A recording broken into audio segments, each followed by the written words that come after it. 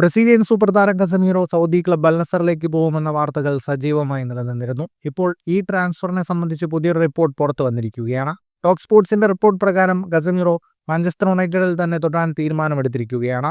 Manchester യുണൈറ്റഡിനൊപ്പമുള്ള താരത്തിന്റെ കരാർ 1 വർഷം കൂടി നീട്ടാൻ സാധ്യതകൾ നിലനിൽക്കുന്നുണ്ട്.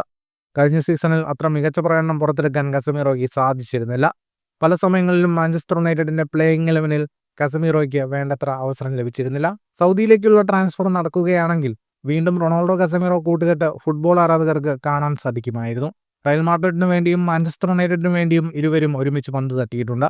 122 മത്സരങ്ങളിലാണ് ഇരുവരും ഒരുമിച്ച് കളിച്ചിട്ടുള്ളത്. 2022-ലാണ് റൊണാൾഡോ മാഞ്ചസ്റ്റർ യുണൈറ്റഡിൽ നിന്നും അൽ നസറിലെത്തുന്നത്. റൊണാൾഡോയുടെ വരവോടെ സൗദി ലീഗിൽ വലിയ മാറ്റങ്ങളാണ് സംഭവിച്ചിട്ടുള്ളത്. റൊണാൾഡോയ്ക്ക് പിന്നാലെ യൂറോപ്പിലെ വിവിധ ക്ലബ്ബുകളിലെ പ്രധാന താരങ്ങൾ ചേക്കേറിയിരുന്നു. Karim Benzema, Neymar, Sadio Mane, Riyad Mahrez, Roberto Firmino തുടങ്ങിയ പ്രധാന താരങ്ങളും സൗദിയിലേക്ക് മാറിയിരുന്നു.